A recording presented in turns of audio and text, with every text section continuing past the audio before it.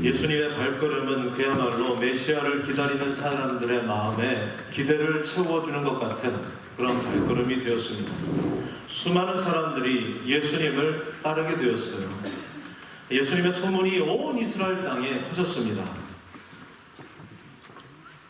특별히 예수님의 말씀을 듣고 자기 병도 고침을 받고자 하는 사람들이 많이 모이게 된 것이죠.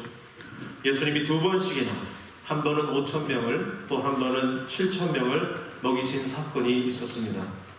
그러니 사람들은 먹고 배부르기 때문에 따라온 사람들도 있었고, 또 예수님께 또 병이 낫기를 따르는 사람들, 그 소문을 듣고 수많은 사람들이 예수님을 보기 위해서 예수님을 따랐다는 것이에요.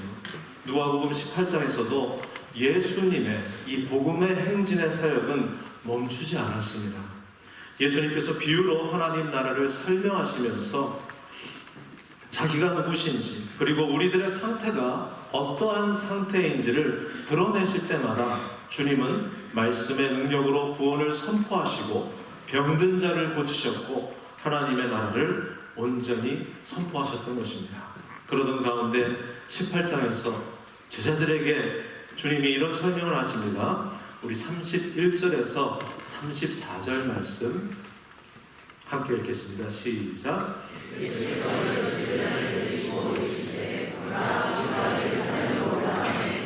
선지자들을 통하여 기록된 모든 것이 인자에게 임하리라. 인자가 이방인들에게 넘겨져 기록을 당하고 능력을 당하고 그들을 채찍질하고 그를 죽일 것이나 3일 만에 살아나리라 하시되 제자들이 이것을 하나도 깨닫지 못하였으니 그 말씀이 감추였으므로 그들이 그 이르신 바를 알지 못하였더라 라고 말씀하시죠. 예수님은 여리고로 들어가시면서 실제적인 목적지로는 예루살렘으로 올라가고 있다고 말씀하시고 계세요. 그리고 예수님이 예루살렘으로 가는 이유가 무엇입니까? 선지자들을 통하여서 기록된 그 모든 하나님의 말씀이 응하게 되는 것, 이루어지는 것, 그것이 목적이었어요. 하나님 아버지의 뜻이 이루어지는 것으로만 주님은 그 발걸음의 목적과 이유를 삼고 계시는 것입니다. 그 말은 주님만이 하나님의 아버지의 뜻을 이루시는 분이시고 주님만이 성경에 기록된 모든 말씀을 성취해내시는 분이심을 성경이 설명하고 있습니다. 누구에게 그렇습니까? 제자들에게 설명하고 있는 것입니다. 그러면서 어떤 말씀을 하세요? 주님이 고난받으실 것에 대해서 말씀하세요. 주님이 십자가에 못 박혀서 저주스러운 죽임을 당할 것을 예수님의 12 제자들에게 설명하고 계시는 것입니다. 그런데 우리가 읽은 바와 같이 제자들이 이것을 하나도 깨닫지 못하였으니 그 말씀이 감추었으므로 그들이 그 이르신 바를 알지 못하였더라 라고 성경이 말씀하고 있어요. 제자들은 아무도 주님이 그 고난받으시고 죽임당하시고 부활하실 것에 대해서 이야기하셔도 이것을 하나도 깨닫지 못했습니다. 그 말씀은 감추어져 있는 말씀이라고 합니다. 아무리 주님이 이 땅에 사람으로 내려오셔서 그것을 말씀해 주어도 주님의 말씀은 감추어져 있는 말씀이에요. 감추어지는 것이 드러나게 되는 것, 그리고 감추어진 그 말씀이 우리 안에 들어와서 깨닫게 되어지는 것은 오직 주님의 은혜로만 가능한 것이에요. 주님의 은혜로만 가능한 것입니다. 그러니 복음이 선포되고 예수님이 고침받은 사람들을 보면서 너의 믿음이 너를 구원했다 라는 말씀을 하는 것은 감춰져 있는 하나님의 말씀이 그대로 감춰져 있어요. 그런데 외부에서 믿음이 우리 안에 주어지게 된 것입니다. 주님이 우리 안에 있는 그 믿음, 외부에서 주어진 그 믿음을 보시고 구원을 선포하시는 것이에요. 구원받은 당사자들은 나도 외부에서 이 들어온 믿음 때문에 내가 스스로 이 믿음에 대해서 설명할 길이 없어요. 그런데 주님이 그런 완전한 이해가 없는 한정적인 이해만 가지고 있는 나에게 구원을 선포해버리시는 것입니다. 그러니 그 믿음은 내가 만들어낸 믿음이 아니고 하늘로부터 주어진 믿음이 되는 것이에요. 그 모든 믿음은 어디에 맞물려 있습니까? 주님의 십자가의 죽음과 그 믿음이 맞물려져 있는 것입니다. 그래서 영원 속에서 자기를 낮추시고 이 시간 속에 오신 주님이 그 시간을 거스려서 미래에 있을 구원을 선포하시는데, 그 선포하신 예수 그리스도의 구원은 반드시 십자가를 거쳐서 이루어질 구원이 되더라는 것입니다. 구원은 일방적인 것이에요. 하나님의 은혜를 생각해 보십시오. 내가 자격이 있어서 그 은혜가 주어졌다고 생각하십니까? 내가 어떤 수준이 되어서 그런 은혜가 나에게 주어졌다고 생각하십니까? 우리가 받은 은혜가 되려면 아무리 나를 뜯어보아도, 이쪽으로 보고 저쪽에서 나를 보고 뒤에서 나를 보고 옆에서 보고 요리조리 뜯어보고 내 자신을 아무리 묵상해보고 보고 또 보아도 구원받을 만한 구석이 전혀 없는 자라는 것입니다. 은혜 받을 만한 구석이 전혀 없는 자가 은혜를 받고 있다는 것입니다. 그러기에 이 도둑이 집안에 쳐 들어오는 것처럼 구원은, 그 하나님의 나라는 우리를 덮쳐오는 것이에요. 하나님의 나라가 우리에게 도둑처럼 임했다는 것은 하나님이신 그분이 인간으로 이 땅에 성육신하셔서 하나님의 자리를 버린 그분이 이 땅에 인간으로 내려오신 것이에요. 그렇게 우주를 지으신 자가 이 땅에 자기를 낮추어서 피조물이 되어서 자기가 지은 창조물로 낮아지신 사건, 예수님이 보여주신 구원이 우리가 보기에는 어떤 한 사람이 병고침을 받고 나음을 입은 것처럼 보이지만, 거기에 구원이 선포되는 것을 통해서 피조물로 낮아지신 인자 되신 예수님께서 하나님의 권세를 죽음 속에 불어넣어서 재창조가 이루어지는 것을 전혀 기대할 수 없었던 이 땅 가운데 도둑이 쳐 들어와서 흔적 없이 죽음의 권세를, 그 사망의 권세를 가지고 도둑질해서 사라지는 것처럼 하나님의 나라의 권세가 이 땅에 임하게 되는 것입니다. 그것을 주님만이 보여줄 수 있다는 것이에요. 감춰져 있는 말씀, 깨닫지 못했던 말씀, 이해하지 못하는 예수님의 말씀과 그 능력, 그럼에도 그 청중과 관중의 수준은 그들의 관중의 수준과 자격과 상관없이 예수님의 구원이 선포되고 있다는 그 사실이 얼마나 우리에게 은혜가 되는 것입니까? 그렇죠? 정말 저는 굉장히 이게 은혜가 되더라고요. 얼마나 큰 은혜가 되냔 말이에요. 예루살렘으로 올라가는 과정 속에 주님이 지금 여리고를 들리시고 있습니다. 주님은 의도적으로 여리고를 통과하여서 지나가고 계신 것입니다. 그곳엔 삭개오라 이름하는 사람이 있었습니다. 우리 2절 말씀 함께 읽겠습니다. 시작.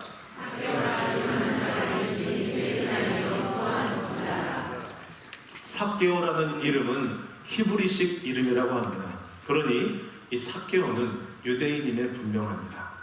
그 이름의 뜻은 순전하다, 정의롭다 라는 뜻을 갖고 있다고 합니다. 그런데 그가 세리장이면서 부자라고 누가가 설명하고 있습니다. 지난번에 우리 청년들과 함께 나눈 말씀 중에 제가 이런 글을 읽었었어요. 예레미야스라는 사람의 예수시대의 예루살렘이라는 책에 보면 세리는 가장 천한 직업군에 속한 사람이라고 설명합니다. 그 사람에 의하면 세리는 시민권이 박탈되는 직업군에 종사하는 사람이라고 설명해요. 어떤 한 문서에는 목동들과 세금 징수관과 세리가 회계한다는 것은 쉬운 일이 아니다라고 쓰여져 있습니다. 그 이유가 무엇이냐면 이들이 자신들에게 피해를 입거나 사기를 당한 사람들, 따라서 이들이 손해배상을 해줘야 하는 사람들이 누구인가를 전부 기억할 수 없기 때문이다 라고 말하고 있습니다. 복음서에서는 세리는 강도와 도둑과 이방인과 죄인과 창녀, 이 사기꾼과 같은 안 좋은 말과 항상 따라다니는 말이 바로 세리라는 직업이었습니다. 그들은 법률에 의한 권리도 또 박탈되었고 재판관도 될 수가 없었고 법정에서 증인으로 설 수 없는, 그야말로 시민의 자격을 다 빼앗겨버린, 의무와 권리도 없어져버린 민족의 배신자요 반역자일 뿐이었던 것입니다. 18장 본문에는 부자 관원이 재물을 팔아 가난한 자에게 나눠주고 나를 따르라 라고 말씀하신 그 주님의 말씀을 듣고 근심하며 돌아간 이 부자 관리에 대한 이야기가 있습니다. 그때 나온 유명한 이야기가 있잖아요. 부자가 천국에 들어가는 것이 얼마나 어려운지 낙타가 바늘기로 들어가는 것이 더 쉬우니라. 그런데 이 순전하고 정의롭다 하는 그 이름의 삭개오라는 유대인은 부자이면서 세리장이라고 말하고 있어요. 누가가 이렇게 삭개오는 세리장이면서 부자였다라고 말하는 것은 이미 18장까지 세리와 부자에 대한 부정적인 이미지를 다시 독자들에게 상기시키면서 삭개오라는 사람은 어떤 사람이라는 거예요? 정말 나쁜 사람이라는 것이에요. 네, 이럴 때는 아주 강력하게 정말 나쁜 사람이라는 것이에요. 삭개오는 아주 나쁜 사람이라는 것이에요. 사도 바울이 다메섹 도상에 항상 자기가 말씀을 증거할 때마다 간증할 때마다 내가 어떤 사람이었는지 늘 고백하지 않습니까? 다메섹 도상에서 나는 어떤 사람이었어요? 나쁜 놈이었다는 것이에요. 살인자요, 포행자요, 핍박사였다는 것이에요. 자기가 나쁜 사람이었다, 자격 없는 자였는데 은혜 받았다. 그래서 오직 은혜로만 그 이야기를 하는 것이에요. 어느 날 예수님이 여리고에 들어왔다는 소식을 듣고 삭개오에 정말 나쁜 사람 삭개오의 마음이 흔들리기 시작했습니다. 그것을 본문이 아주 잘 표현하고 있습니다. 우리 3절 4절 말씀 함께 읽겠습니다. 시작. 그가 예수께서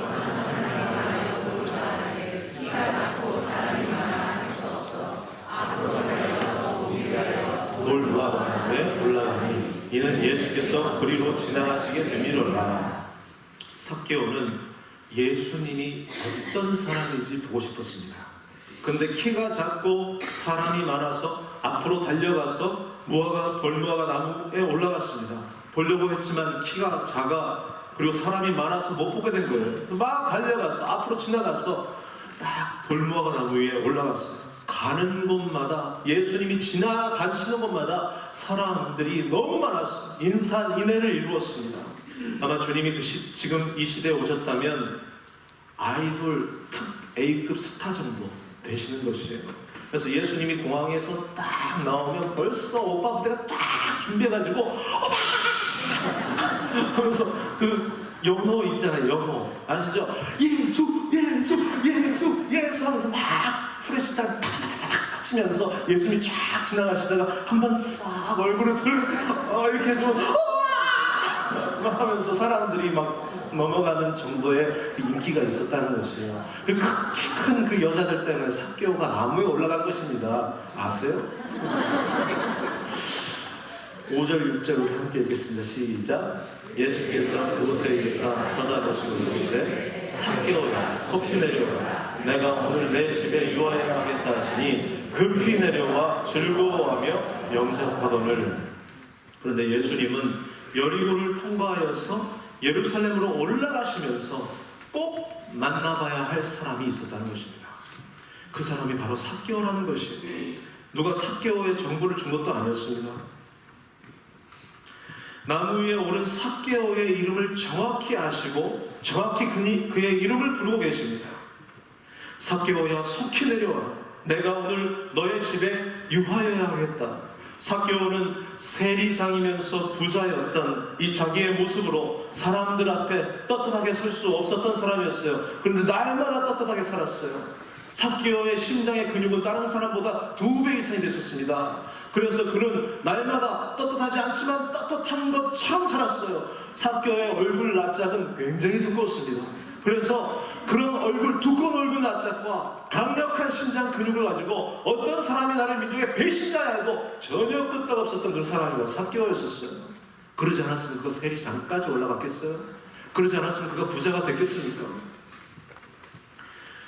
유대인이지만 민족의 반역자로 낭이 지켜졌어서 더 이상 사람들 앞에 떳떳하게 설 수 없었던 그가 나무 위에 오른 삭개오의 이름을 아시고 정확히 그의 이름을 부르는 그 예수 앞에 예수를 보기 위해서 나무 위에 올라간 것이에요. 여러분, 나무 위에 삭개오만 있었을 것 같아요?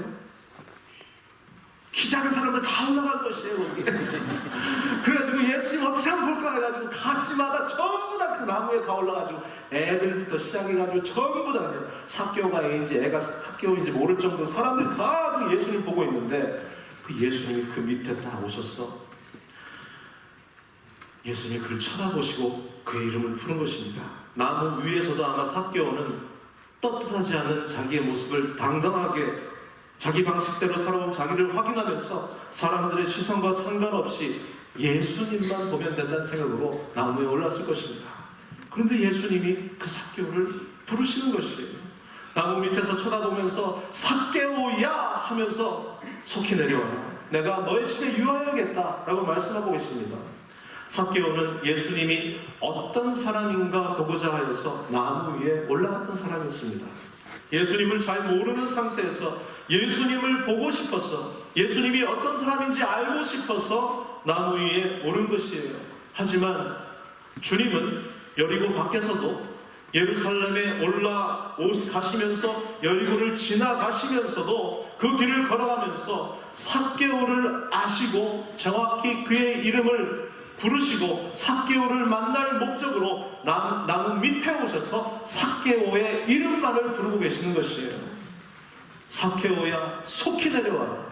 내가 오늘 너의 집에 유하여야겠다. 예수님은 나다나엘을 만날 때도 그를 아시고 그를 불렀습니다. 우물가의 여인을 만났을 때도 주님은 그 여인을 너무나 잘 알고 계시면서 자신을 소개해 주셨습니다. 오늘 이 자리에 우리가 다 비슷한 마음으로 왔을 거예요. 또 가야 되는구나. 또 저 인간의 설교를 들어야 되는구나. 그러면서 또 이렇게 예배드리러 나왔어요. 예배드리러 가야겠다는 마음이 있지만 여러분 그걸 아셔야 돼요. 이미 주님이 영원 전에 우리의 이름을 부르신 그 부르심, 세모가 하면서 여러분의 이름을 부르신 그 부르심이 있었던 것이에요. 그 부르심이 먼저 선자하였던 것이에요. 모든 종교가 다 신을 찾아서 신이 되려고 하지만 기독교는 그런 종교가 아닙니다. 하나님 그분이 찾아오신 것이에요. 그분이 오셔야만 했던 종교가 바로 우리가 믿는 하나님이세요. 삭개오를 너무나 잘 알고 계신 주님이 삭개오가 그의 인생에 예수님을 초청하지도 않고 그냥 어떤 사람인가 고르고 했지만 먼저 그 주님이 삭개오의 이름을 부르시면서 내가 오늘 너의 집에 유하여야겠다라고 말씀하십니다. 삭개오는 너무 기뻤습니다. 급히 내려와서 즐거워하며 영접하였다고 말했습니다. 우리 7절 말씀 우리 함께 읽겠습니다. 시작. 무사람이 보고 수군거려 이르되 저가 죄인의 집에 유하러 들어가다 하더라. 삭개오는 이미 수많은 사람들에게 죄인이라고 정죄받은 사람이었습니다. 그런데 수군거리는 자들은 그를 정죄함으로 나는 의롭다고 하는 사람들이었어요. 자기의 의로움을 다른 사람들과 비교하면서 자기의 의를 끊임없이 쌓아가는 그러한 사람들이었습니다. 삭개오는 늘 그런 수군거리는 사람들의 정죄를 받았어야 하는 낯짝 두껍고 심장이 아주 튼튼한 사람이었습니다. 아마 그것을 견디지 못했다면 세리장까지는 될 수도 없었을 것입니다. 그리고 부자가 되지도 못했을 것입니다. 우리가 생각하는, 우리가 상상하는 이 삭개오라는 이 조그만 사람은 우리가 생각하는 것 이상으로 정말 나쁜 사람이었었어요. 세리는 죄인의 대명사였습니다. 그를 세리장으로 그리고 부자라고까지 소개하고 있는 것을 보면 우리는 알 수 있죠.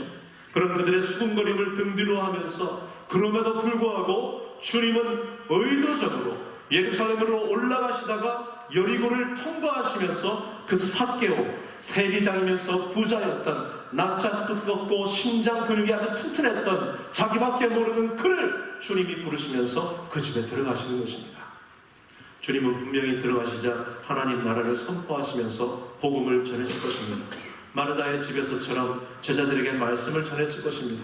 영접하기 위해서 분주하게 바쁜 삭개오가 주님의 말씀을 듣고 주님을 보고 주님과 함께하였는데 주님의 찾아오심이 그에게 엄청난 사건이 되어버린 것이에요.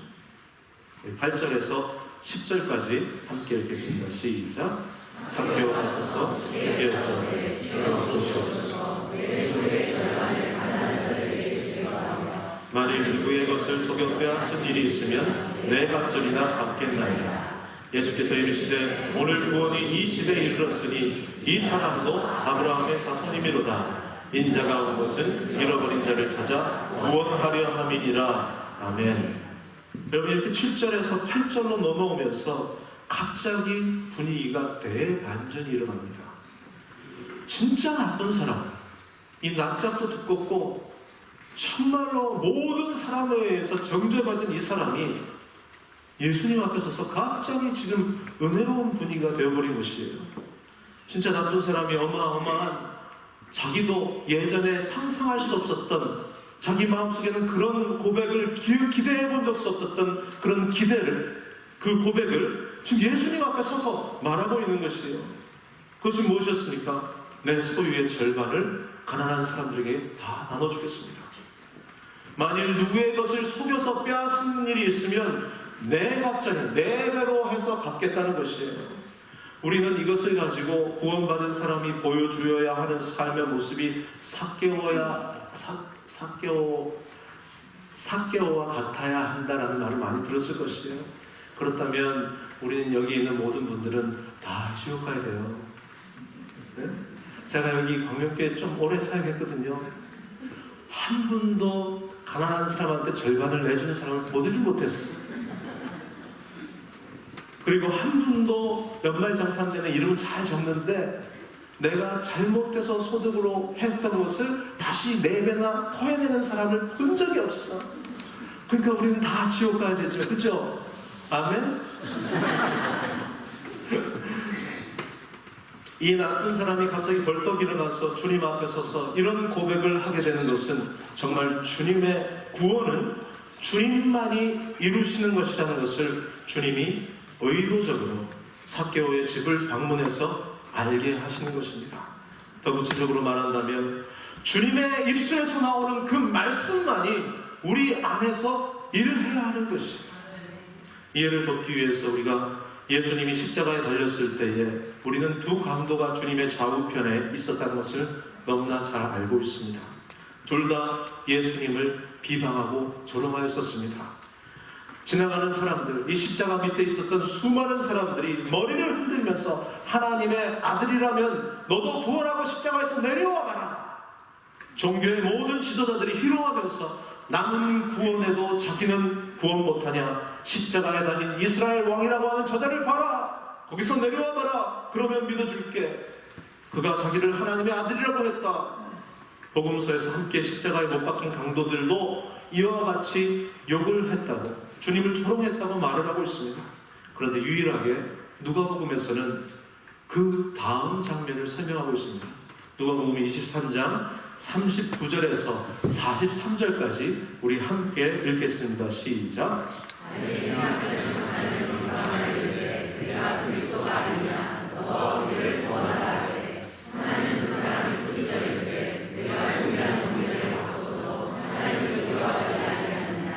우리는 우리가 행한 일에 상당한 보응을 받은 것이니 이에 당연하거니와 이 사람이 행한 것은 옳지 않은 것이 없느니라 하고 이르되 예수여 당신의 나라에 임하실 때에 나를 기억하소서 하니 예수께서 이르시되 내가 진실로 너에게 이르노니 오늘 내가 나와 함께 가노에 있으리라 하시니라.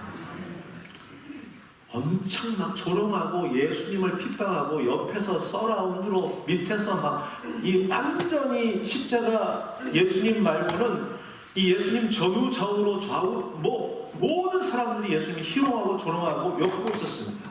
가장 가까이 있었던 해학자들도 같이 십자가에 못 박혔으면서도 계속 조롱하고 있었어요. 그런데 갑자기 분위기가 확 바뀌어버린 것이에요.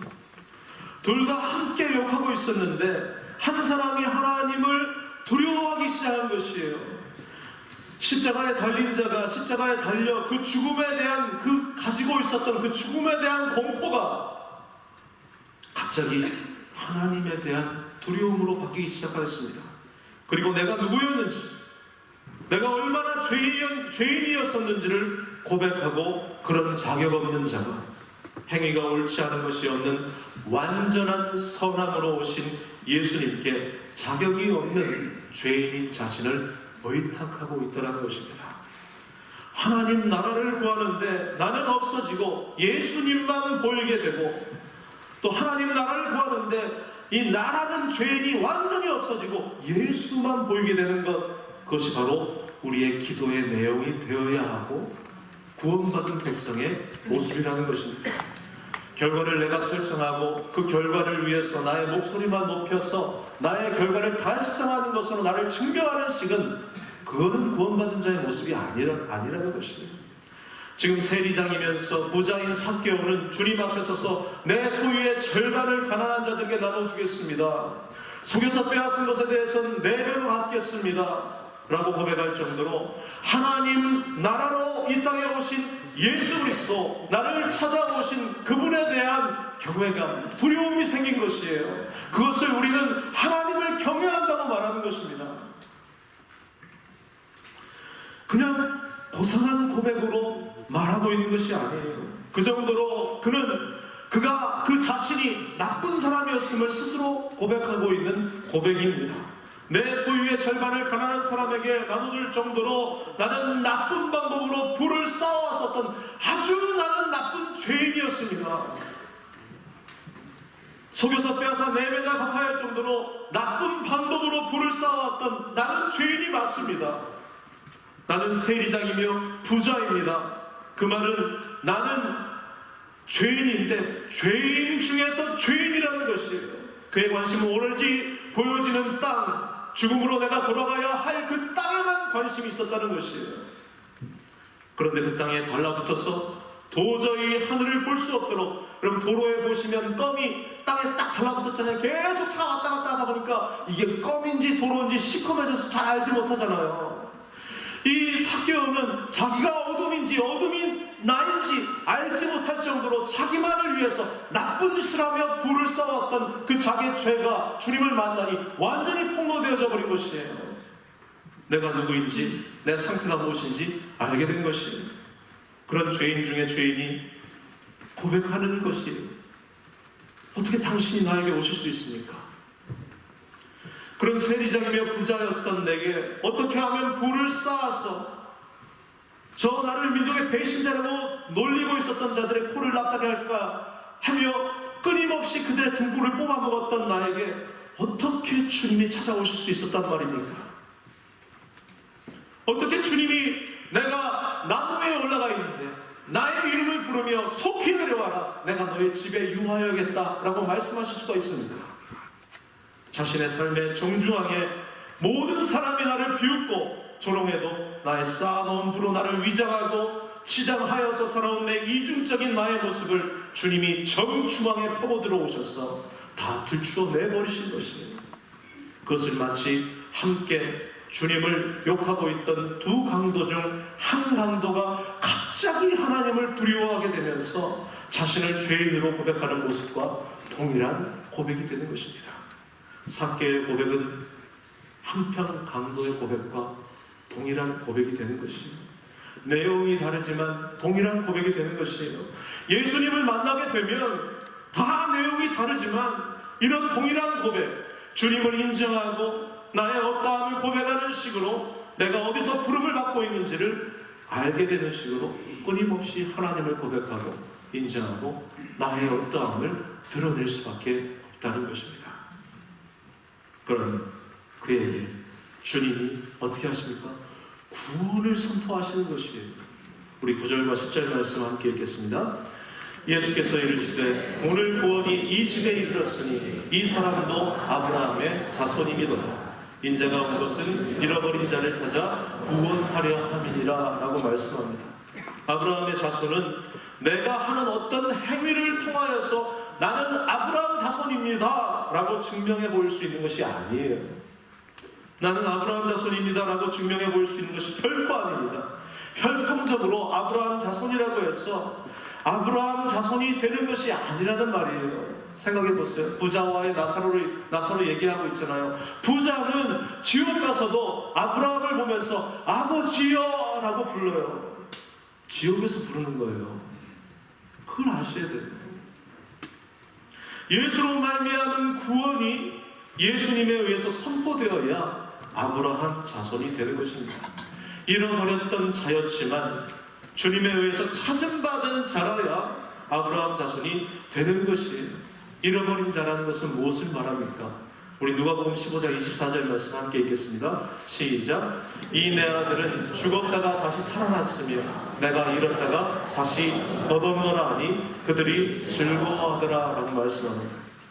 죽었다가 다시 살아난 아들이라는 것입니다. 잃어버렸다는 것은 너는 죽은 자야 라는 것을 말하고 있습니다. 무덤에서 나사로를, 그 죽은 나사로, 3일이나 되어서 썩어서 성장해서 냄새가 나는 그 나사로를 나사로야 하고 불러서 그 호명 가운데 새로운 생명이 창조되어진 것을 통해서 살림을 받았어. 그 붕대를 툴툴 감고 이렇게 나온 것처럼 죽었다가 살림을 받아야지만 아브라함 자손이 되는 것이에요. 지옥에서 아버지여 부른다고 아브라함 자손이 되는 게 아니에요. 주님이 삭개오의 이름을 부름으로 아브라함의 자손이 되는 것입니다. 한편 강도가 주님께 고백했습니다. 우리 42절 33절 다시 한번 읽어볼까요? 이르되 예수여 당신의 나라에 임하실 때에 나를 기억하소서 하니 예수께서 이르시되 내가 진실로 내게 이르노니 오늘 네가 나와 함께 낙원에 있으리라 하시니라. 예수여 당신의 나라에 임하실 때 나를 기억해 주십시오. 그것은 무슨 말씀입니까? 예수님, 그 십자가 그걸 잘 생각해 보세요. 예수님, 제가 그래도 저쪽 편에 못 박힌 놈보다는 조금 낫지 않습니까? 예수님, 제가 그래도 사실 그 예수님을 다 그렇게 조롱하고 욕했지만 저놈이 목소리가 더 컸습니다. 이런 내용이 아니에요. 예수님, 그래도 제가 저쪽 편에 있는 강도와 함께 욕했던 거 이제는 다 잊어주시고 아까 욕할 때 저놈이 사실은 저보다 목소리가 더 컸는데 제가 막판에는 그래도 예수님 편 들어주지 않았습니까? 라면서 그런 나를 기억해 주소서라고 말하는 게 아니에요. 그런 마음으로 자신을 기억해 달라는 기도가 아니라는 것입니다. 십자가 위에서 다른 사람보다는 내가 낫다는 나의 의로움을 기억해 달라는 기도가 아니라는 것이에요. 당신의 나라에 임할 때에 나를 기억하소서라는 그 말은 나는 어디로 보나 자격이 없는 이렇게 십자가에 못 박혀서 죽어야 할 죄인이 맞습니다 라는 것입니다. 나는 나의 죄 때문에 당연히 못 박혀야 하는 자이기 때문에 그렇습니다. 십자가는 처형틀이에요.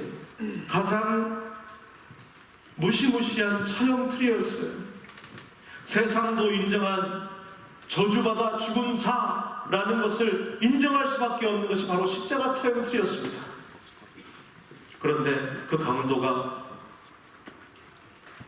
그 죽은 자가 갑자기 이런 고백을 하게 되는 것입니다. 그 강도가 예수님께 구원은 주님만이 구원을 주시는 분이십니다. 그 말이 바로 나를 기억해달라는 말이에요. 이런 저도 주님 기억해 주시겠어요? 주님만이 구원을 베풀어 주실 수 있는 분인데 이런 나, 이 십자가에서 못 박혀서 저주받은 나를 주님 기억해 주실 수 있어요? 부탁드립니다, 주님. 그것이 바로 기도예요. 나에게는 아무런 방법이 없습니다. 나는 이런 자입니다. 나는 저주로 죽은 자입니다. 주님만이 하나님이십니다. 거기에는 기도를 수단으로 하여서 내 결과를 이루는 목적이 되는 것이 아니라 주님이 누구신지 그리고 내가 누구인지만 그 기도에 담겨져서 주님만을 인정하는 것이 바로 기도의 내용으로 삼고 있다는 것입니다. 그런 맥락으로 우리는 삭개오의 이 고백을 이해해야 하는 것입니다. 그는 잃어버린 자였습니다. 죽은 자였습니다. 그 죽은 자가 주님 앞에 서서 내가 어떤 사람인지 주님이 누구신지를 고백하고 있는 것이에요. 삭개오는 예수님이 어떤 사람인가 보려고 나갔었습니다. 예수님 좌우에 있던 강도들도 예수님은 그냥 자기들처럼 자기 죄로 인해서 못 박힌 어떤 사람 중에 한 사람이었을 뿐이었어요. 그런데 예수님은 삭개오나 한편 강도를 어떤 사람 취급하지 않으셨어요. 영원전에 그 주님의 영원하신 그 영원전 주님의 기억 속에 있는 그 사람으로 기억하시며 예루살렘을 올라가시다가 여리고를 들러 삭개오의 이름을 정확히 아시고 그의 죽음 속에서 그를 불러내시고 있는 것입니다.